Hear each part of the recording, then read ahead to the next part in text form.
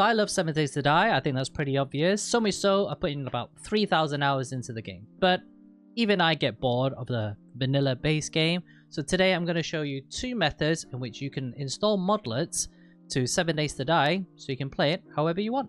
The first method I'm going to show you is how to install Modlets yourself. So before we do anything else, we need to make a copy of the 7 Days to Die folder that's in the Steam folder. So just the vanilla file. So I'm already here in my game, Steam apps common, and here's my 7 Days to Die folder. And then we just make a copy of it. You can make a copy wherever you want. You can make it in the exact same Steam file if you wanted to, but I recommend just making a folder elsewhere just so it's completely separate and it's not touching any of like the Steam folder itself. And then all you have to do is just basically right click and then copy that here. That's going to take a little while. So once that is done, we'll make a little folder in 7 Days to Die where you can put your mods. So once your 7 Days to Die folder has been copied over, you can get rid of your Steam one now. You don't need that anymore. And then open the copied folder. And then you're just going to right click, folder, and then you're just going to create a new folder inside called mods. And this is where your modlets are going to go. But we obviously need to find the modlets to put in the mods folder. So we're going to go to the Nexus.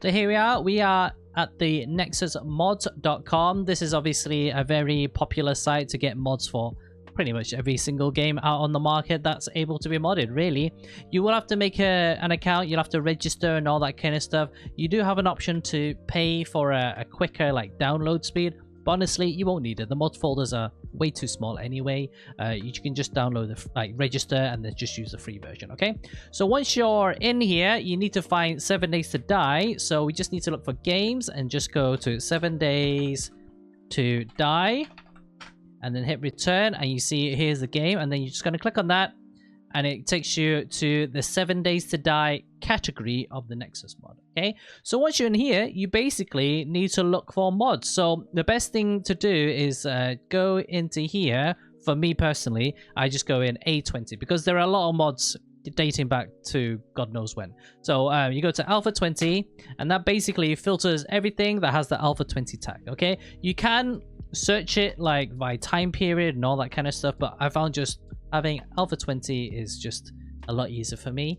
Right, so once you have it, these are all the mods like you can download, and they vary from like buildings, weapons, quality of life, I don't know, farming, NPCs or anything like that. So I'm just going to browse through this and I'm going to pick one to download. So I've just basically sorted by endorsements. So I'm just going to pick the most popular one here, and B-dubs is at the top. And since I know B-dubs works, I'm just going to go click on it. So this is the mod, and this mod basically just adds a variety of vehicles here. You got loads of screenshots at the top here. You have the description, you have all the vehicles like listed down here.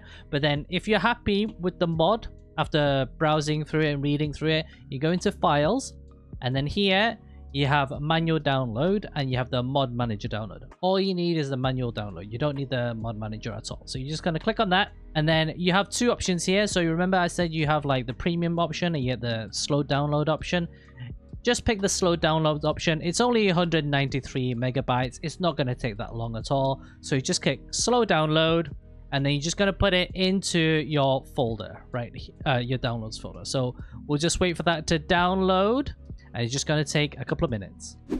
So once it's downloaded, all you have to do is just open up your mods folder like here, and then you just have to copy that across into your mods folder. Now this itself is not going to add the modlet. Okay, you're gonna close all the other folders, so you don't need those. You just have to open this up, extract here.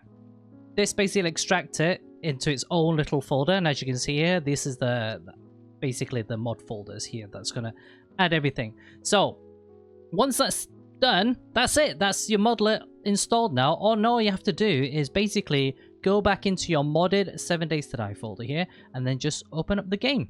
And then hopefully, when you get into the game, the mods that you've added should be there.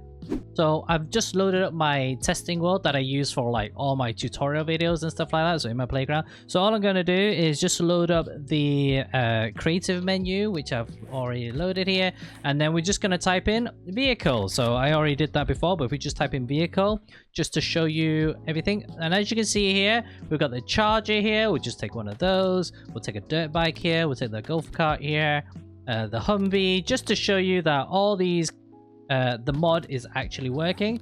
So we're just gonna put these onto our hotbar. So that's on there now. There's a bike there, amazing. There's the golf buggy, here's the Humvee, and here is the big truck. And all these can be driven as normal, so we can just jump in here. They just drive like a normal car. I don't have any gas in anything like that, but yeah, as you can see, the mod is installed successfully into a already existing game. Okay, now as I've mentioned before, because this is an already existing game, if you downloaded a mod that wasn't created correctly, what you might find that it'll corrupt your existing game. So this is why we make a copy of 7 Days to Die folder. In the event that it does corrupt your game file, you've not corrupted the main folder, your actual folder, you've only corrupted your copy folder. And if anything goes wrong, you can just delete the folder and do it again, right? Okay, so this is one way that you can install Modlets. So you can install anything from, like, as you can see, vehicles, cars, health bars, new zombies, etc. All right, so let's move on to method number 2, and that is using the mod launcher. So my preferred method into installing mods is using the mod launcher as well. And if you don't know how to use the mod launcher or where to get it, I'll put a link in the top here in the corner, and it'll go back to my previous video on how to install mod overhauls in the mod launcher. Okay, to use the mod launcher for little modlets, you can just basically go to install overhaul, and then you're going to scroll all the way down, and you're going to find the fun pims. And this basically does the copying for you, all right? So you go to fun pims and then you click install. And then from here, it'll ask you to either download from Steam or copy from local. If you download from Steam, it's going to ask you for your username and password, okay? You can choose to do that, and you can download a fresh copied folder, or alternatively, oh, it's disappeared. Or alternatively, you can just copy from local, and then you just tell it where your 7 Days to Die folder is. So like in the previous mod launcher video, all I'm going to do is go into my games folder, and then go into Steam, and then Steam apps, common, 7 Days to Die. Actually, I just need 7 days. Just this bit, okay? And then select, and that's the file path of where 7 Days to Die is, and then it's going to start to copy. And then basically, you just have to wait for that to copy, and it's going to take the same amount of time as if you copy and pasted the 7 Days to Die folder yourself. So just give that a few minutes to copy it over, and then we'll go into the installing modlets.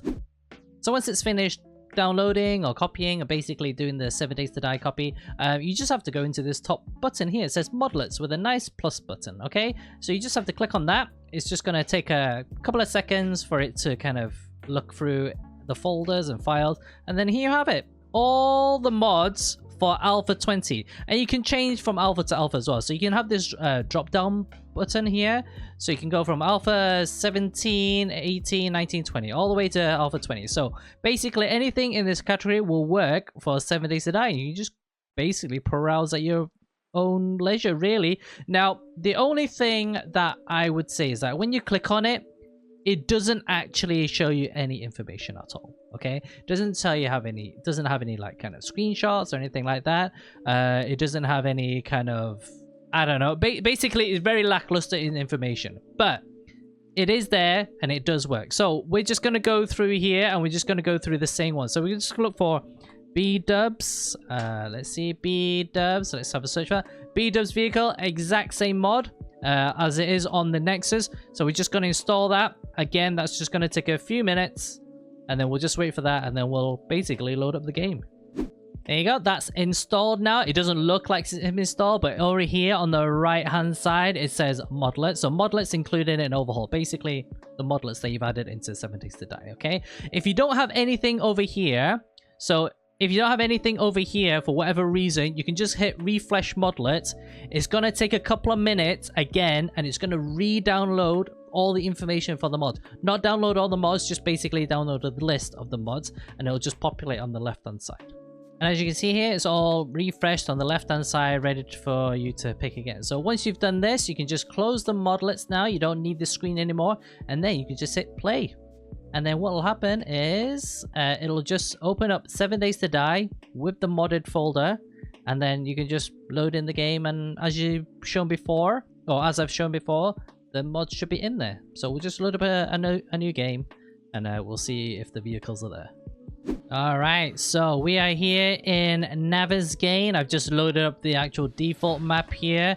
And then if I just go into the creative menu, we'll load this up again. We'll do vehicles. And as you can see, B-dubs vehicles are there again as well. So we have the helicopter, for example. We have the Jeep here. I mean, what else can we have in here? I don't know, the truck here, old semi. Screw it, why not? Let's have a look. Let's just put this down here. There's the helicopter. Let's do the 4x4 here. And then there's the semi. Nice. And then, yeah, just jump in the helicopter. Ready to go. Ready to fly. And there you have it, folks. That's how you install Modlets for 7 Days to Die. So there's two ways. You can do it via the Nexus or any other site for the matter. And just copy it into a mods folder. Or you can use the 7 Days to Die mod launcher as well. Now, again, with both these methods, they're both making a copy, whether you're manually copying it yourself or the 7 Days to Die mod launcher is making a copy for you. Both of them are basically making a copy so that if the mod that you're downloading is like dodgy, really badly made or whatever like that, and it corrupts your actual game, then you don't really have a backup if you modded the actual, original files themselves. So always copy the folder as best practice and then mod that, and then if anything goes wrong, you can just delete it and start again. Okay, so guys, happy modding, and yeah, just go ham. Install all the mods that you want. Just try and make sure that they work together, because some don't. So it's a little bit hit and miss out there. So good luck. Happy modding, folks. Peace.